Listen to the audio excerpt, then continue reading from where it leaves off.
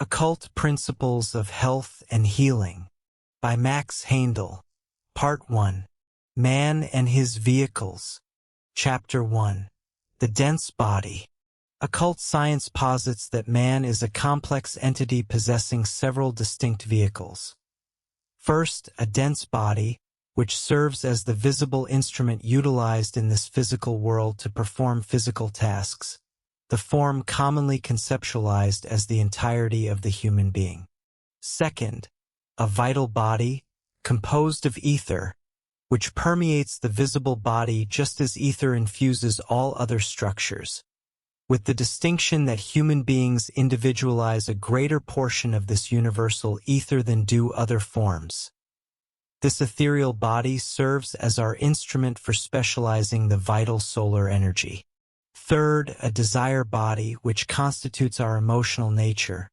This more refined vehicle interpenetrates both the vital and the dense bodies, and is perceived through clairvoyant vision to extend approximately 16 inches beyond our visible body, which lies at the center of this ovoid cloud much like a yolk within an egg. Fourth, the mind, which functions as a mirror, reflecting the external world and enabling the ego to transmit its mandates through thought and word, as well as to command action.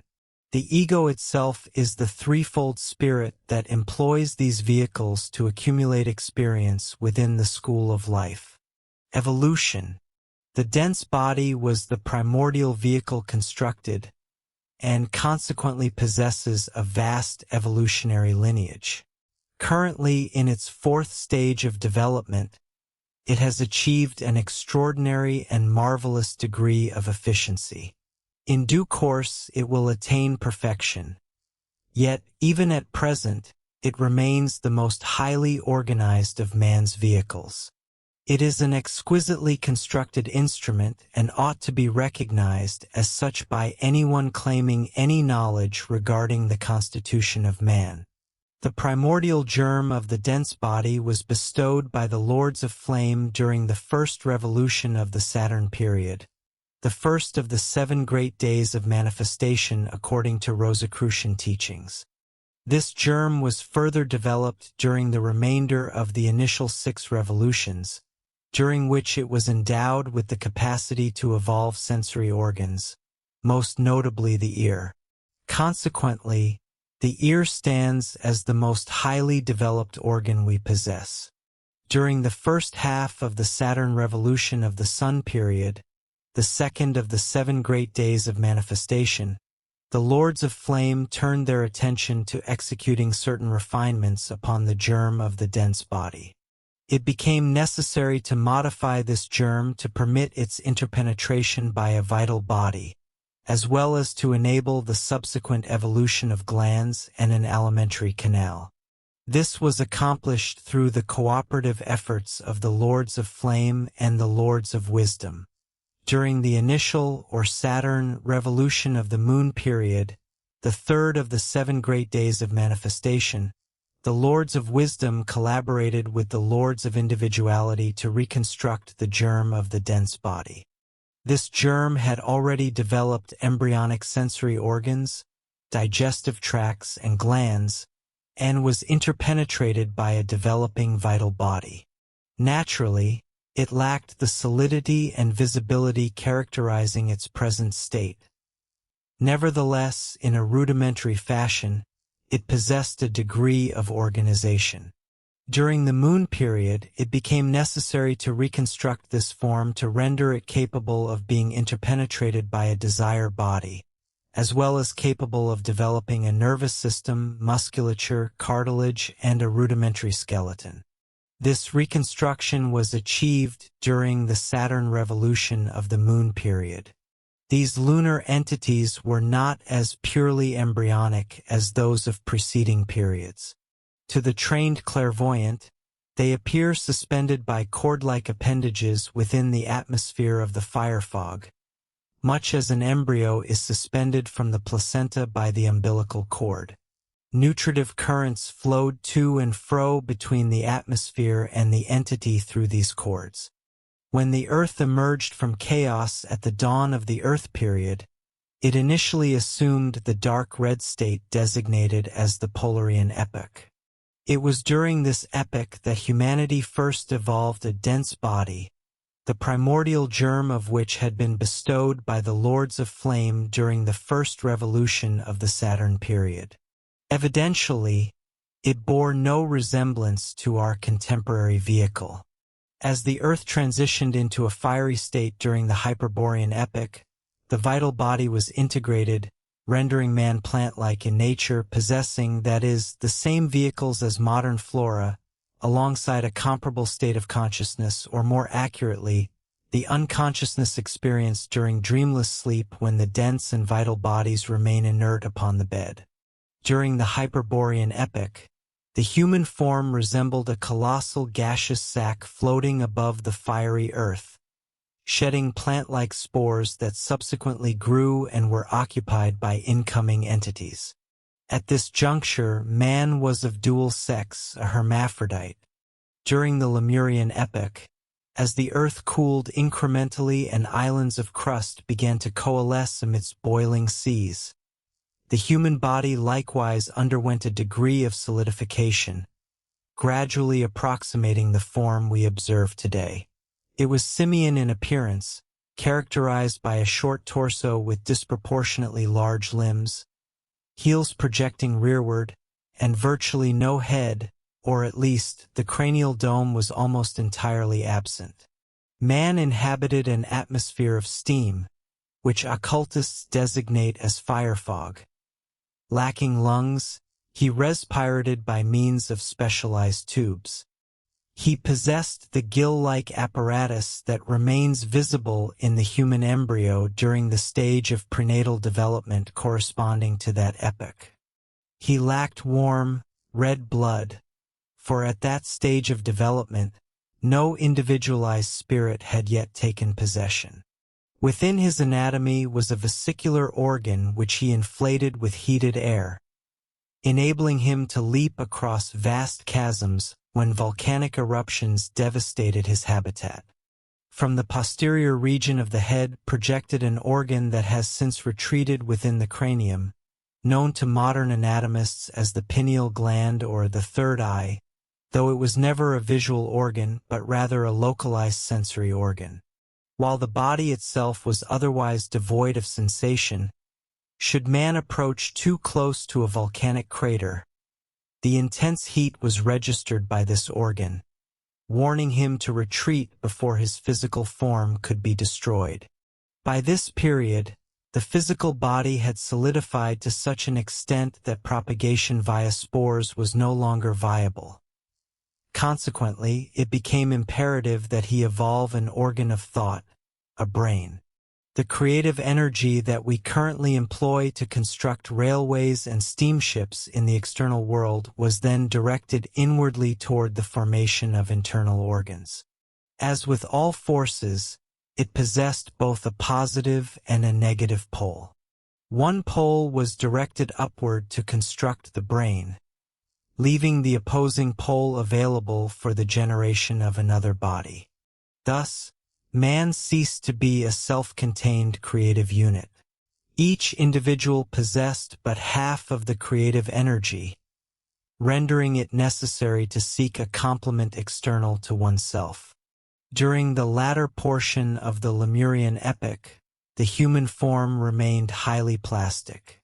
Although the skeleton had solidified, man possessed immense power to mold the flesh of both his own body and that of the surrounding fauna. At birth during this era, man possessed the faculties of hearing and touch, though the perception of light developed subsequently. The Lemurian possessed no eyes. Instead, he had two sensitive areas affected by solar light as it filtered dimly through the fiery atmosphere of ancient Lemuria. Indeed, it was not until near the close of the Atlantean epoch that he attained visual perception as we experience it today. His language consisted of vocalizations mimicking the sounds of nature. The sighing of the wind through the immense, luxuriant forests of that supertropical climate, the murmuring of the brook, the howling of the tempest, the thunder of the waterfall, and the roar of the volcano. All these were perceived by him as the voices of the gods, from whom he knew himself to have descended. Of the birth of his physical form he possessed no knowledge. He could neither behold his own body nor any external object. Yet he did perceive his fellow beings. This was, however, an internal perception, analogous to our awareness of persons and objects during dreams, yet with the profound difference that his dream perception was both vivid and rational.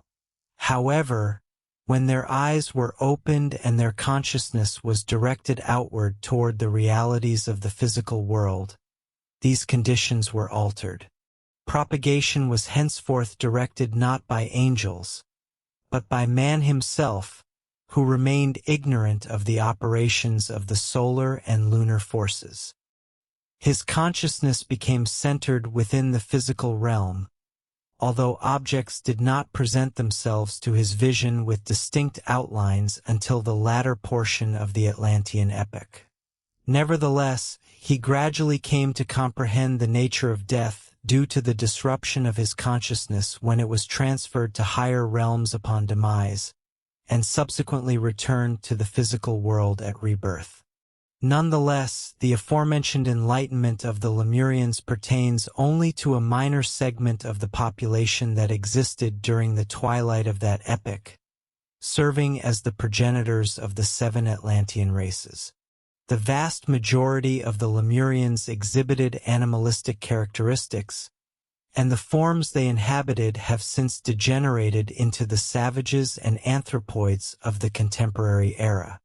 During the Atlantean epoch, which succeeded the Lemurian, human form and nature differed profoundly from any species currently existing upon the earth. Man possessed a head, yet scarcely any forehead. His brain lacked frontal development, causing the skull to slope abruptly backward from a point immediately superior to the eyes. In comparison to contemporary humanity, he was of gigantic stature, with limbs that were disproportionately longer relative to his torso than those of modern man. Rather than walking, he propelled himself forward through a series of bounding leaps, reminiscent of the locomotion of a kangaroo. He possessed small, blinking eyes, and his hair was circular in cross-section. This latter attribute, if indeed no other, distinguishes those descendants of the Atlantean races who persist among us today. Their hair was straight, lustrous, black, and circular in cross-section, whereas that of the Aryan, irrespective of color, is invariably oval in cross-section. Furthermore, the ears of the Atlantean were positioned significantly further back upon the cranium than are those of the Aryan. The higher vehicles of the early Atlanteans were not aligned concentrically with the dense physical body in the manner of our own. The spirit was not yet fully indwelling, residing partially external to the form. Consequently, it could not govern its vehicles with the facility it would have possessed had it resided entirely within. The head of the vital body remained external to and was situated far above the physical head. There exists a point between the eyebrows, approximately half an inch beneath the surface of the skin, which corresponds to a specific point within the vital body. When these 2 points achieve alignment, as is the case in modern man, they constitute the seat of the indwelling spirit. Owing to the distance separating these 2 points, the Atlanteans' faculties of perception and vision were far keener within the inner realms than in the dense physical world, which was then obscured by an atmosphere of dense, heavy fog. In the fullness of time, however, the atmosphere gradually cleared. Simultaneously, the aforementioned point in the vital body drew progressively closer to its counterpart in the dense body, ultimately uniting with it during the final third of the Atlantean epoch. The Rmoahals constituted the first of the Atlantean races. They possessed rudimentary memory, which was associated almost exclusively with sensory impressions. Retaining impressions of colors and tones, they thereby developed, to a certain degree, the faculty of feeling. Concomitant with the dawn of memory, the Atlanteans acquired the rudiments of language. They formulated words rather than relying solely on vocal utterances as did the Lemurians, thereby assigning names to objects. The Tlavatlis comprised the second Atlantean race. They had already begun to perceive their individual worth as distinct human beings, becoming ambitious and demanding that their achievements be preserved in memory. Memory thus emerged as a vital factor in communal life, inaugurating the practice of ancestor worship. The Toltecs represented the third Atlantean race. They established monarchy and hereditary succession, thereby originating the custom of honoring individuals for the deeds of their forebears. Personal experience became highly valued, and the capacity for memory was developed to an extraordinary degree. During the middle third of the Atlantean epoch, we discern the genesis of distinct nations. In time, the monarchs became intoxicated with power, employing their authority corruptly for selfish ends and personal aggrandizement rather than for the collective welfare. The original Turanians constituted the fourth Atlantean race. They were singularly reprehensible in their egregious selfishness, erecting temples wherein their rulers were venerated as deities. The original Semites were the fifth and most significant of the 7 Atlantean races, for within them appeared the initial germ of the corrective faculty of thought. Consequently, the original Semitic race served as the progenitor of the 7 races of the subsequent Aryan epoch, being the first to recognize that intellect is superior to physical force. During the ascendance of this race, the atmosphere of Atlantis began to clear decisively, and the aforementioned point in the vital body aligned precisely with its counterpart in the dense physical frame. This convergence of events enabled man to perceive objects with sharp, well-defined contours, though it simultaneously resulted in the forfeiture of his perception of the inner worlds. The Akkadians and the Mongolians constituted the 6th and 7th Atlantean races, respectively.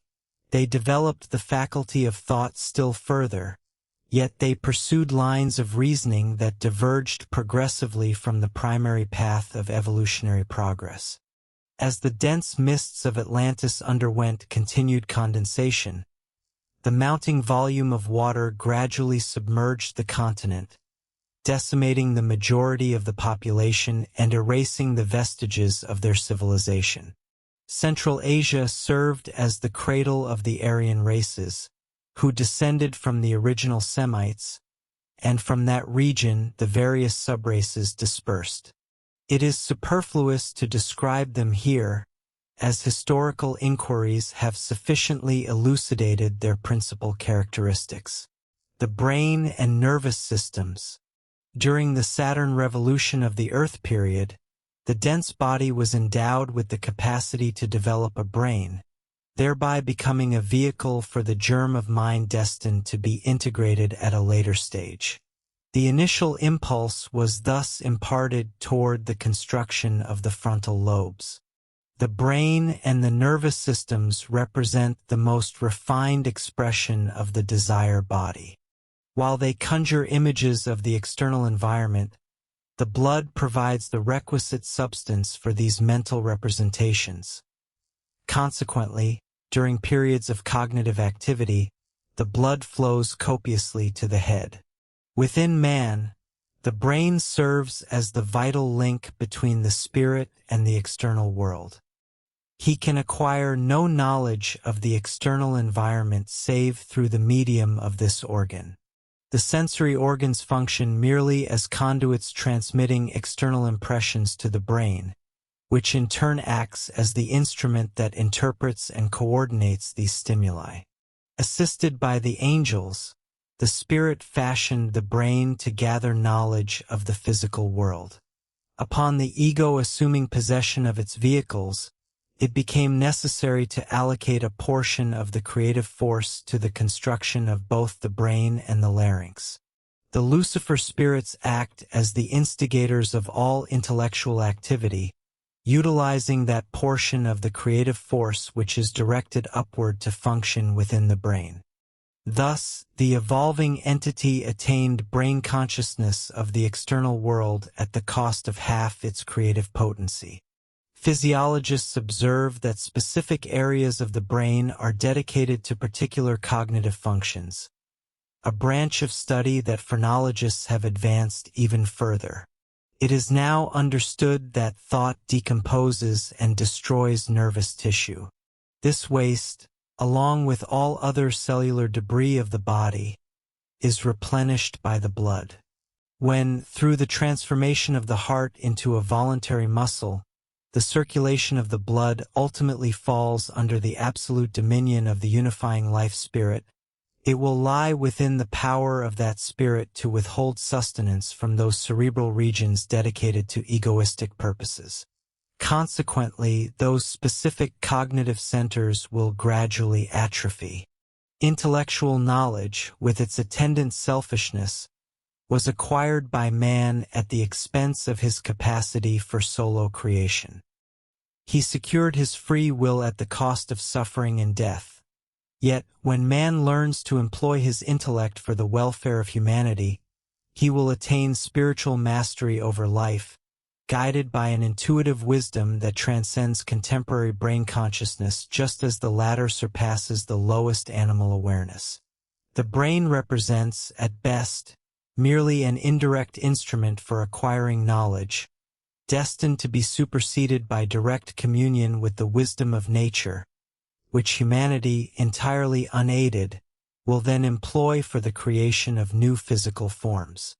During the moon period, it became necessary to reconstruct the dense body to render it capable of being permeated by a desire body, as well as capable of developing a nervous system, musculature, cartilage, and a rudimentary skeletal structure.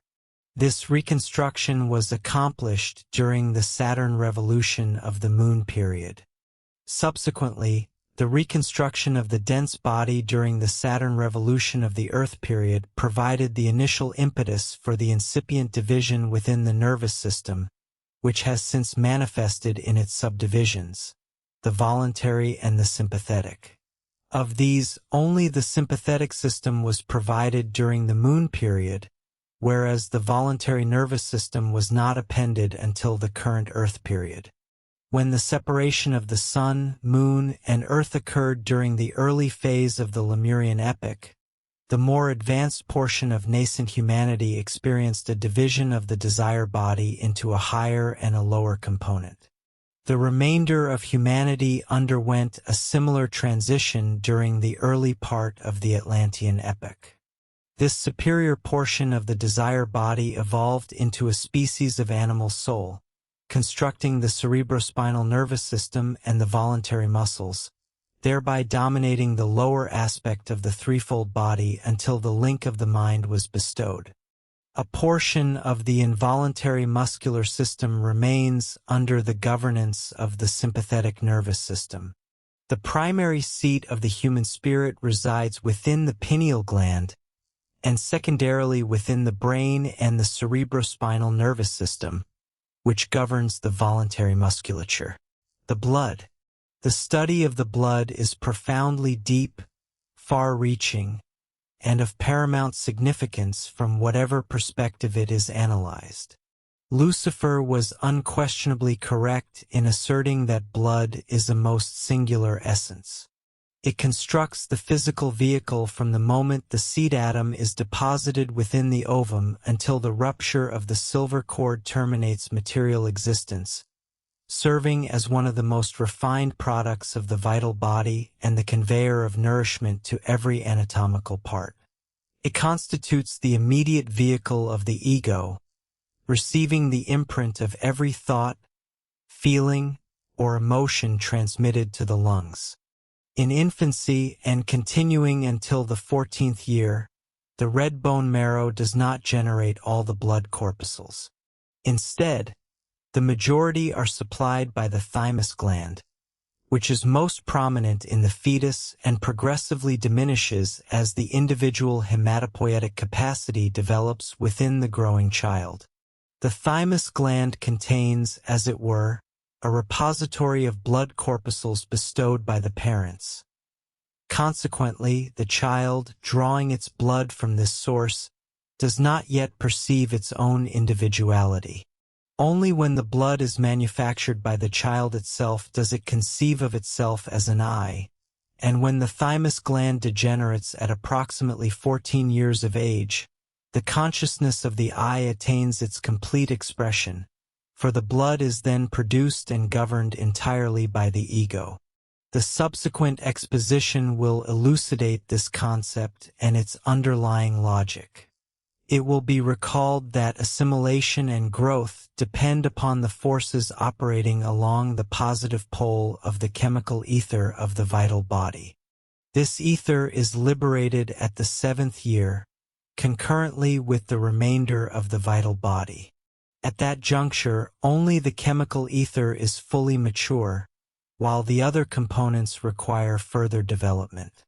By the 14th year, the life ether of the vital body, which governs propagation, attains full maturity.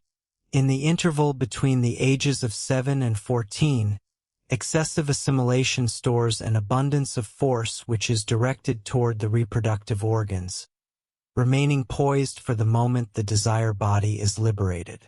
This sexual force is accumulated in the blood during the 3rd of the septennial periods, during which time the light ether, the medium for bodily heat, is developed and assumes control of the heart, ensuring that the physical system remains neither excessively warm nor excessively cold.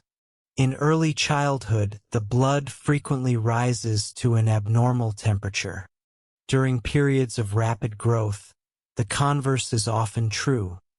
However, in the impetuous, unrestrained youth, passion and anger frequently expel the ego by overheating the blood. We quite appropriately term this an ebullition or a boiling over of temper, describing its effect as causing the individual to lose his head or become incapable of rational thought. This is precisely what occurs when passion, rage, or anger overheats the blood, thereby drawing the ego outside its physical vehicles. The ego then exists apart from its instruments, which proceed to run amok, bereft of the guiding influence of thought, whose function is, in part, to act as a restraint upon impulse. Only the individual who maintains composure and prevents excessive heat from driving him outward is capable of proper cogitation. As proof of the assertion that the ego cannot function within the physical form when the blood is either too hot or too cold, we may point to the familiar fact that excessive heat induces somnolence, and, if increased beyond a certain threshold, expels the ego, leaving the body unconscious. It is only when the blood is at or near its normal temperature that the ego can utilize it as a vehicle of consciousness. The burning blush of shame illustrates how blood is driven to the head, thereby overheating the brain and paralyzing thought. Fear, conversely, represents a state wherein the ego seeks to barricade itself against some external peril.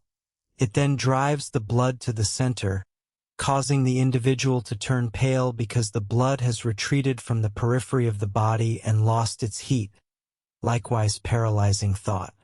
In fever, the excess of heat induces delirium. A plethoric, full-blooded individual, though the blood be not excessively hot, displays activity in both body and mind, whereas the anemic individual is prone to drowsiness. In the former, the ego exercises superior control. In the latter, its dominion is diminished.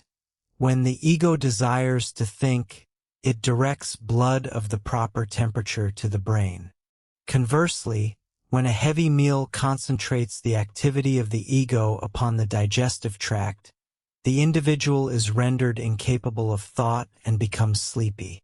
The ancient Norsemen and the Scots recognized that the ego resides within the blood. No stranger could be received as a kinsman until he had mingled blood with them, thereby becoming one of them.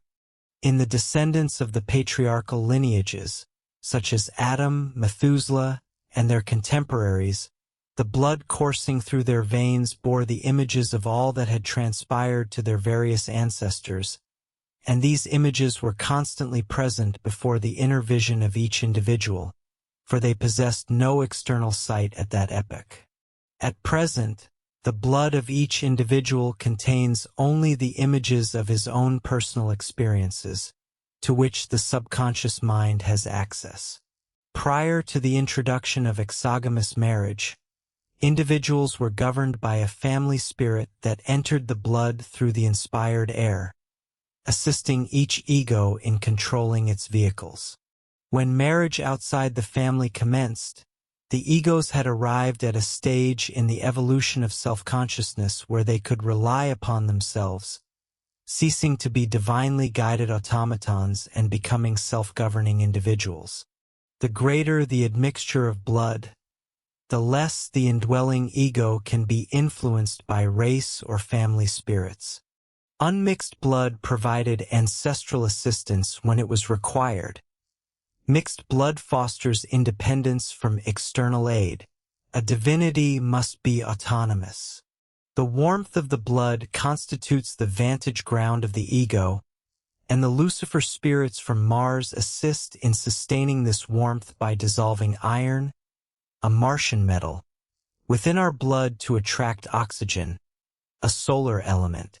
The appropriate temperature for the true expression of the ego is not established until the mind is born from the macrocosmic concrete mind, when the individual is approximately 21 years of age. Statutory law similarly recognizes this as the earliest age at which a man is deemed fit to exercise the franchise. In the lower orders of animals, the blood is fluid and nucleated. The nuclei, which serve as centers of life, constitute the vantage ground of a group spirit, which regulates their vital processes and guides them through these nuclei.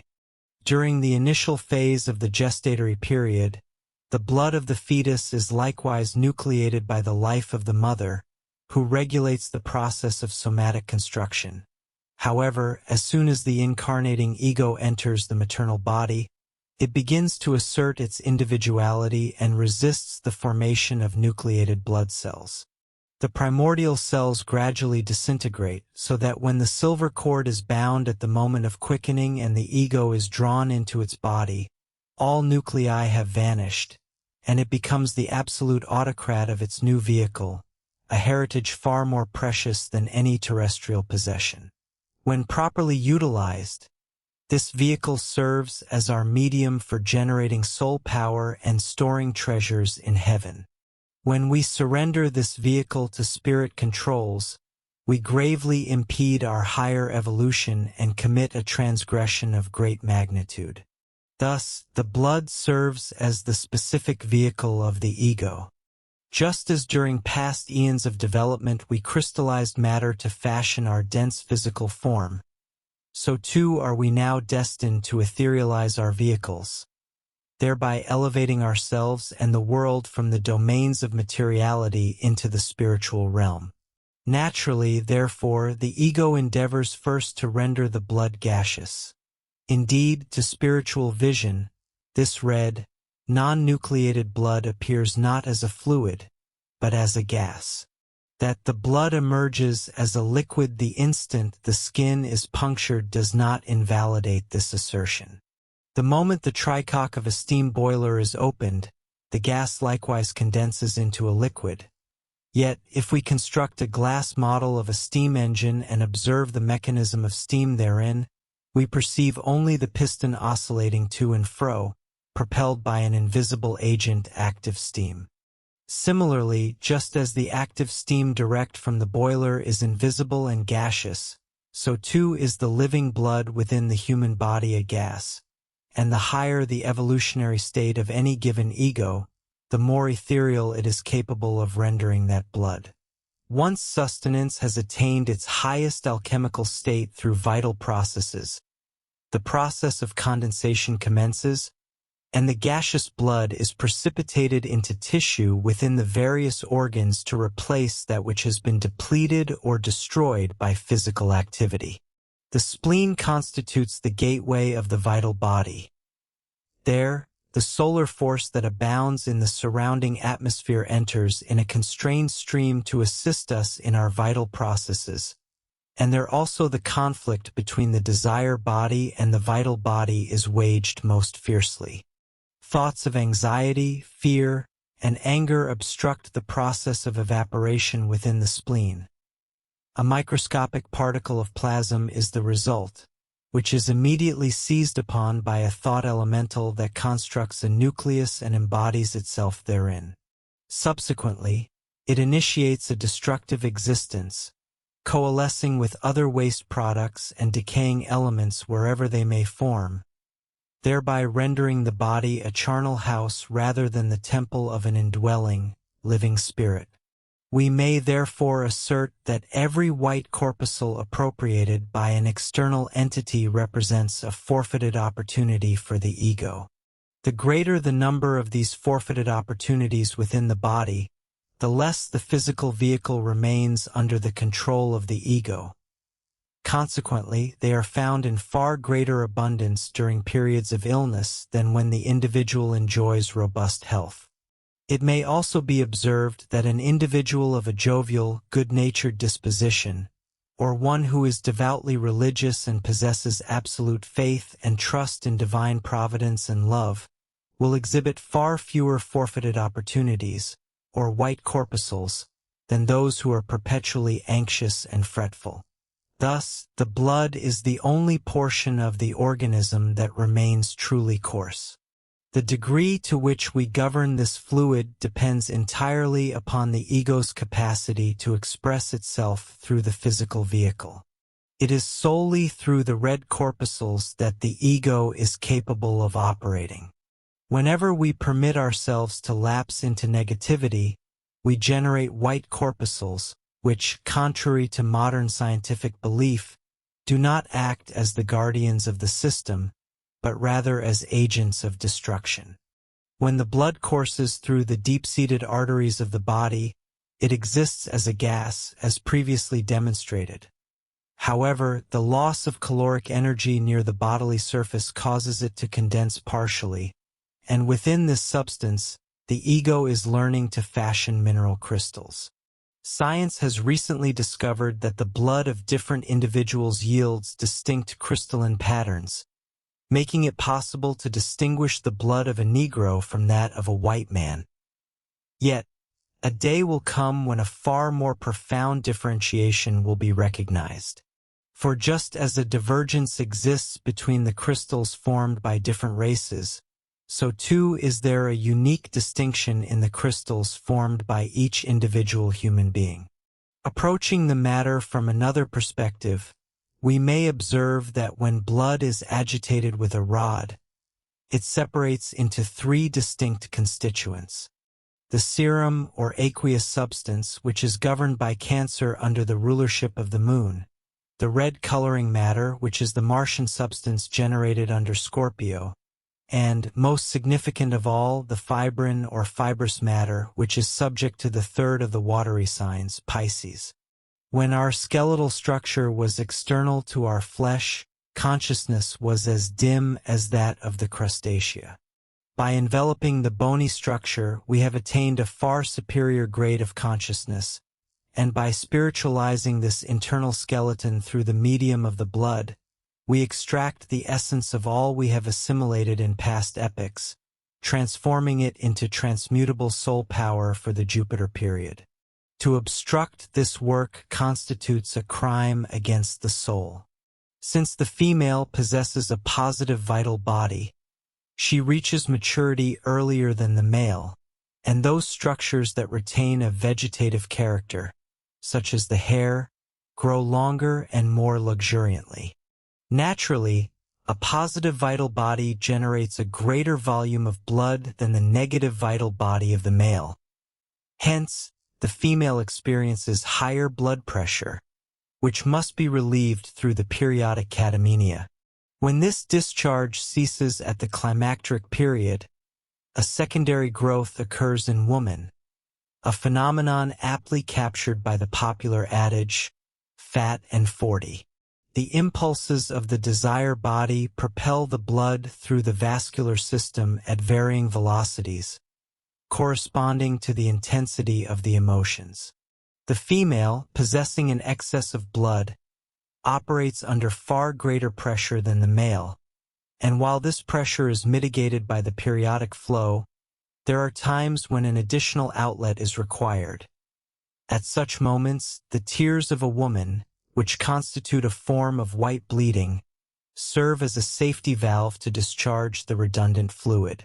Men, though they may experience emotions of equal intensity, are not prone to weeping, as they possess no more blood than they can readily utilize.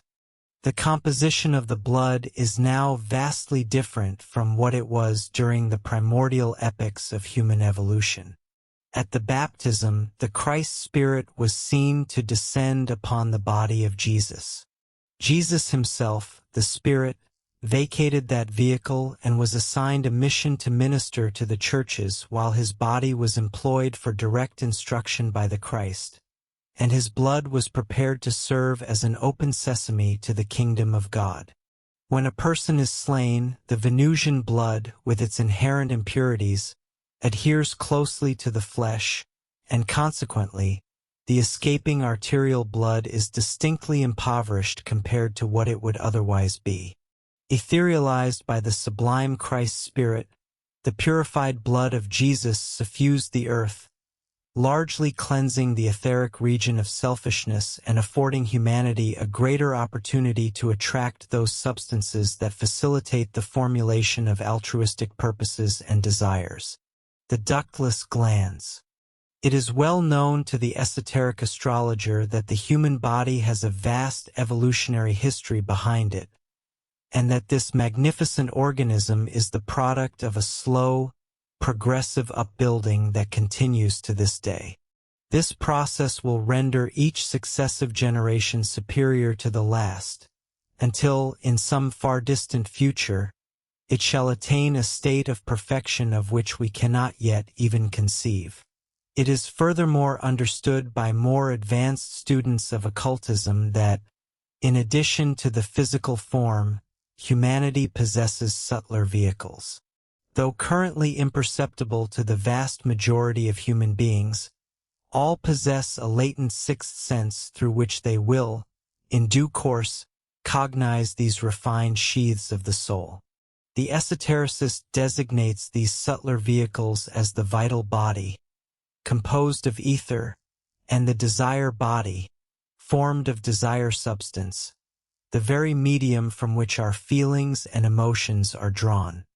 With the addition of the mental sheath and the dense physical body, these constitute what may be termed the personality, the transient aspect of being, distinct from the immortal spirit that employs these vehicles for its self-expression.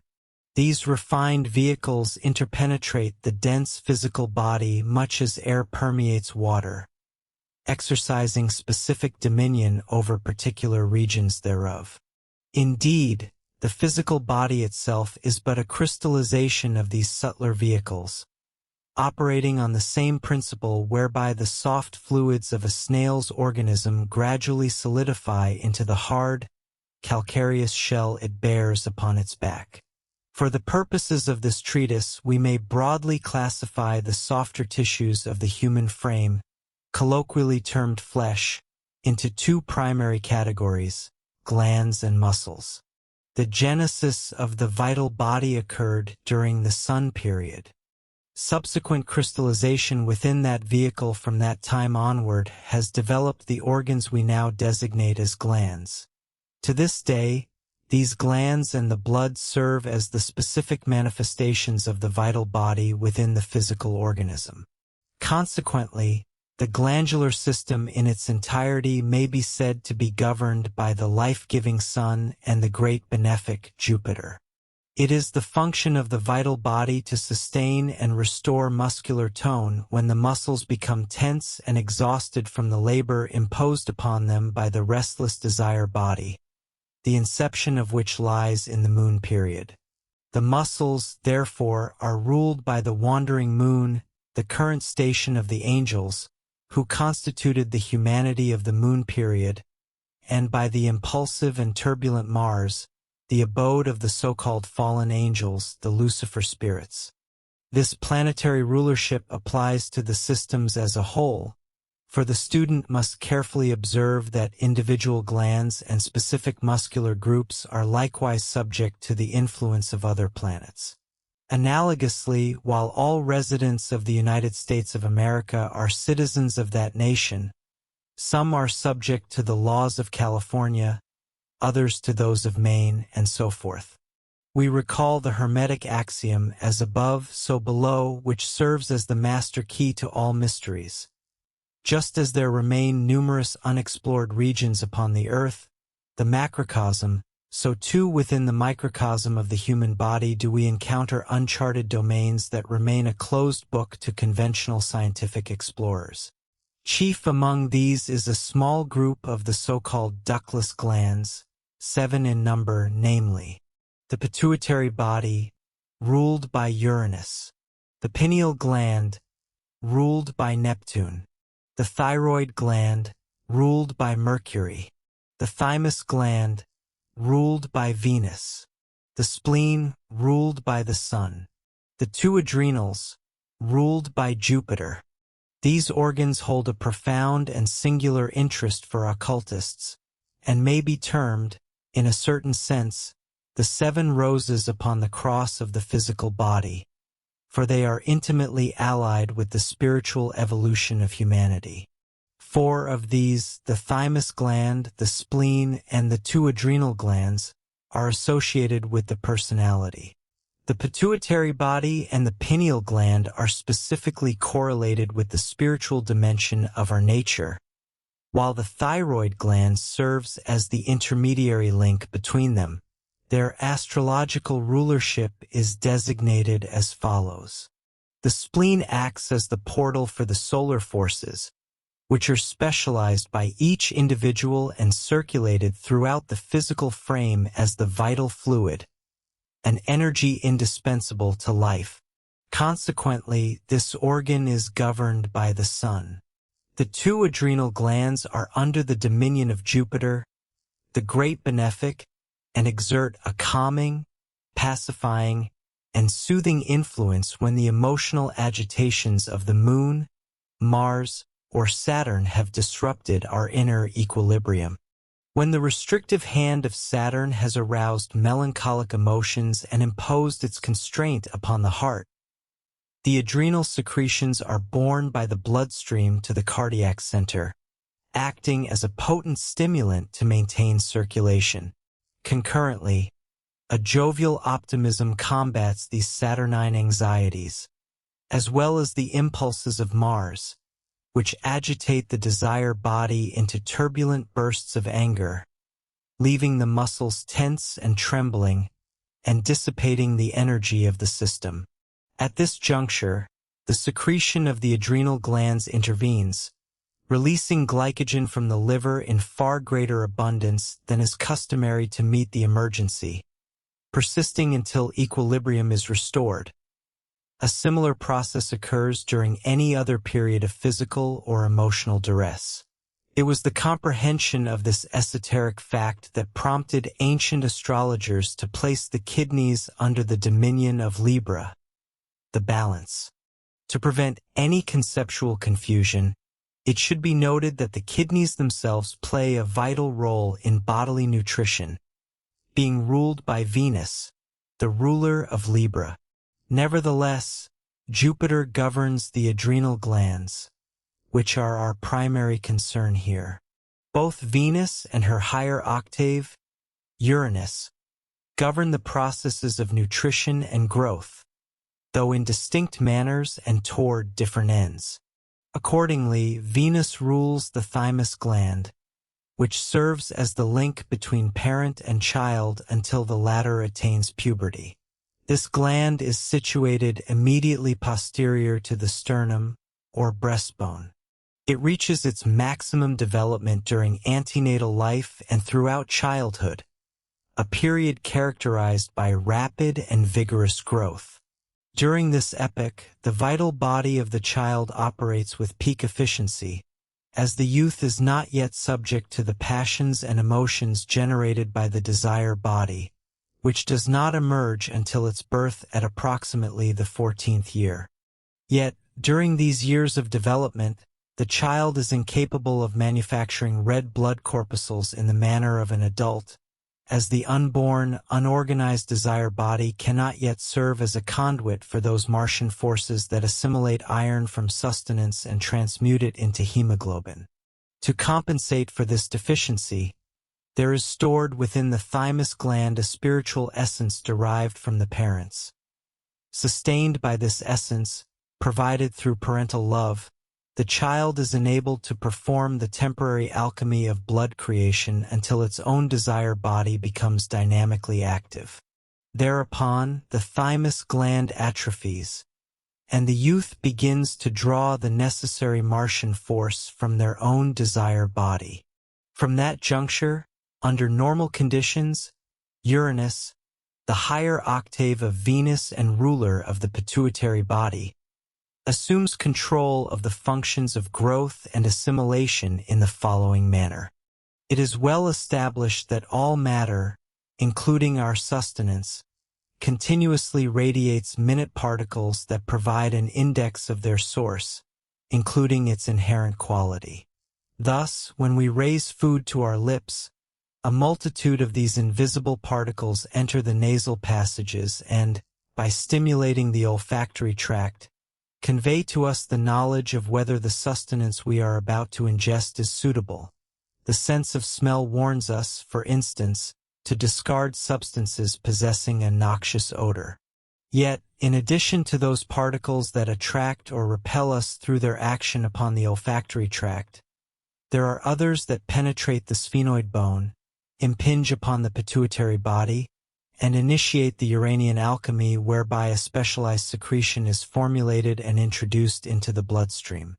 This secretion promotes assimilation through the medium of the chemical ether, thereby regulating the normal growth and well-being of the human organism throughout life. Occasionally, this Uranian influence upon the pituitary body becomes eccentric, thereby resulting in anomalous and disproportionate development, which produces those unfortunate aberrations of nature we sometimes encounter. In addition to governing the spiritual impulses that engender the aforementioned physical manifestations of development, Uranus, operating through the pituitary body, is likewise responsible for those spiritual phases of growth that assist awakened humanity in its endeavors to penetrate the veil concealing the invisible realms. In this undertaking, however, it acts in conjunction with Neptune, the ruler of the pineal gland. Consequently, for a comprehensive elucidation, it is necessary to study concurrently the functions of both the thyroid gland, ruled by Mercury, and the pineal gland, which is subject to the dominion of Mercury's higher octave, Neptune. That the thyroid gland is governed by Mercury, the planet of reason, becomes readily apparent when one considers the profound effect that the degeneration of this organ exerts upon the intellect, as evidenced by such pathologies as cretinism and myxedema. The secretions of the thyroid are as indispensable to the proper functioning of the mind as ether is to the transmission of electricity, specifically upon the physical plane of existence, where the brain transmutes thought into action.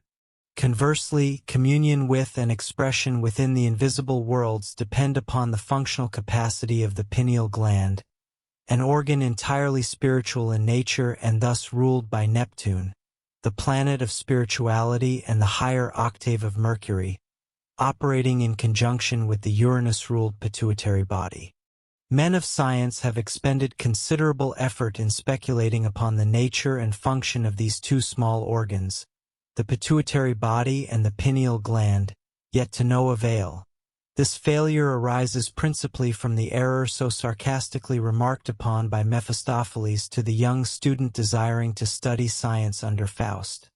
Whoe'er would know and treat of aught alive seeks first the living spirit thence to drive. Then are the lifeless fragments in his hand.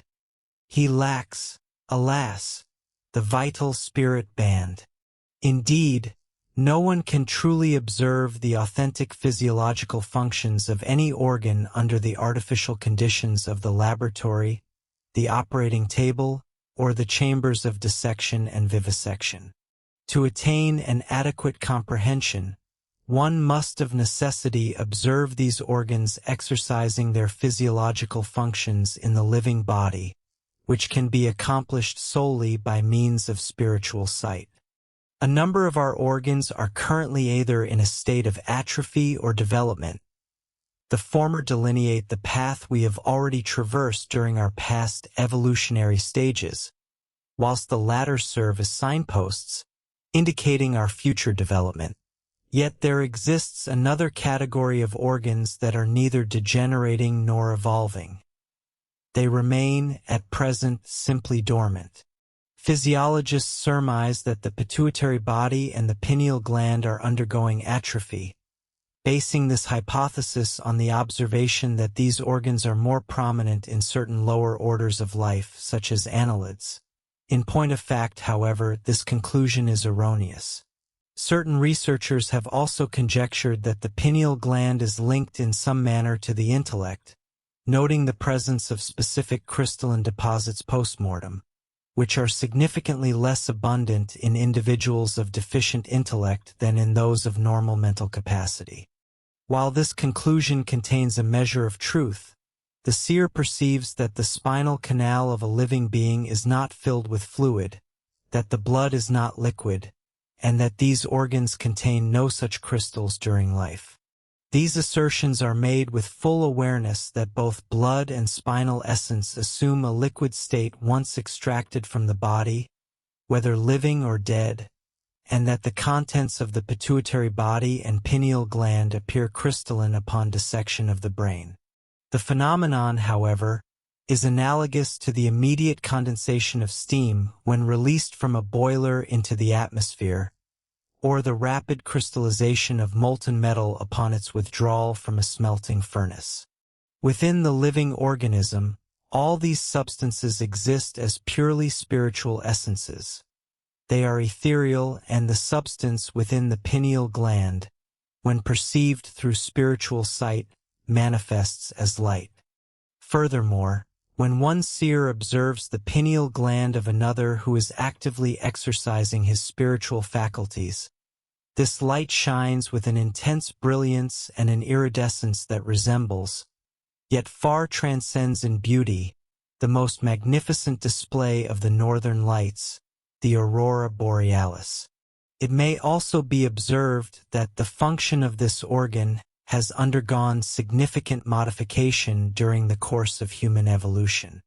During the nascent epochs of our current existence upon the earth, when the human body was a vast, amorphous form not yet inhabited by the spirit, which merely hovered above as an overshadowing presence, there existed an opening at the crown of the head, within which the pineal gland was situated.